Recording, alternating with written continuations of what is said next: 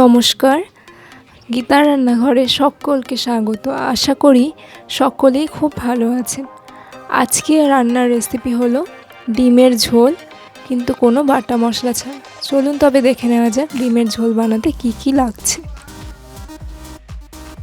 Egg কারি বা ডিমের ঝোল বানাতে লাগবে ডিম 4টে, পেঁয়াজ 2টো, আলু 4টে, রসুন 7-8 কোয়া, সর্ষের তেল, হলুদ গুঁড়ো, লঙ্কা গুঁড়ো, নুন। চলুন তবে দেখে নেওয়া যাক কীভাবে বানাবো। আলুটা সেদ্ধ করে নিয়েছি, কড়াইতে তেলটা গরম করার জন্য দিয়ে দিয়েছি। তেল গরম হয়ে আসলে কড়াইতে ডিমগুলো দিয়ে দিলাম। ডিমটা লাল লাল করে ভেজে নিতে হবে। আপনারা চাইলে একটু কমও ভাজতে পারেন।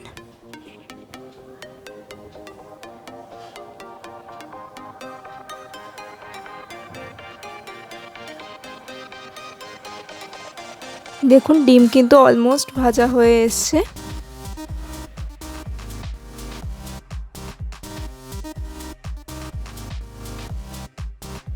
ডিম ভাজা হয়ে গেছে, ডিমগুলো তুলে নিলাম। এবার কড়াইতে দিয়ে দেব পেঁয়াজ আর রসুনটা একসাথে দিয়ে দেব, পেঁয়াজ এবং রসুন কুচি।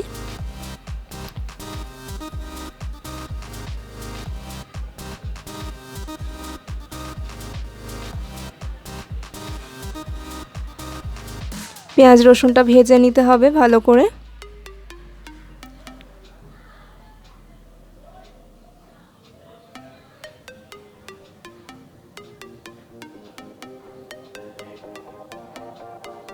হলুদ গুঁড়ো দিয়ে দিয়েছি, নুন,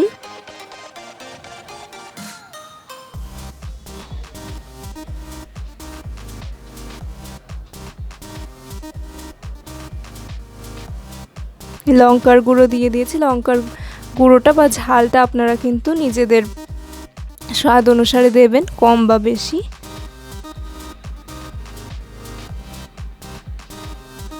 এবার ভালো করে মিক্সড করে নিতে হবে।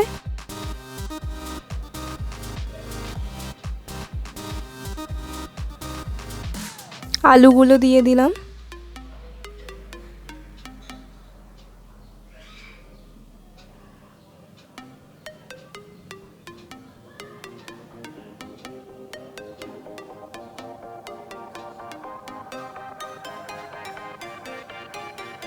ডিমগুলো দিয়ে দিলাম।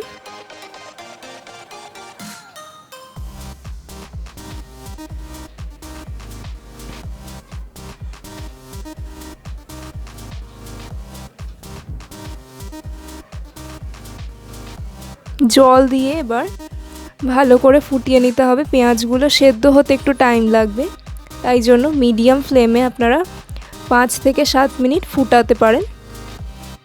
জলের পরিমাণটা কমে আসলে নামিয়ে দেব।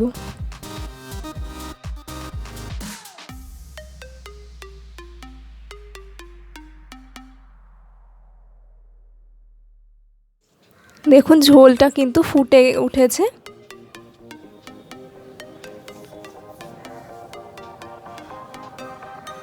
এবং জলের পরিমাণটা অনেকটা কমে এসেছে। আপনারাও এই রকম পরিমাণ হলে তবে নামিয়ে নেবেন। ঝোলটা আপনারা আপনাদের চাহিদা অনুযায়ী কম বা বেশিও রাখতে পারেন।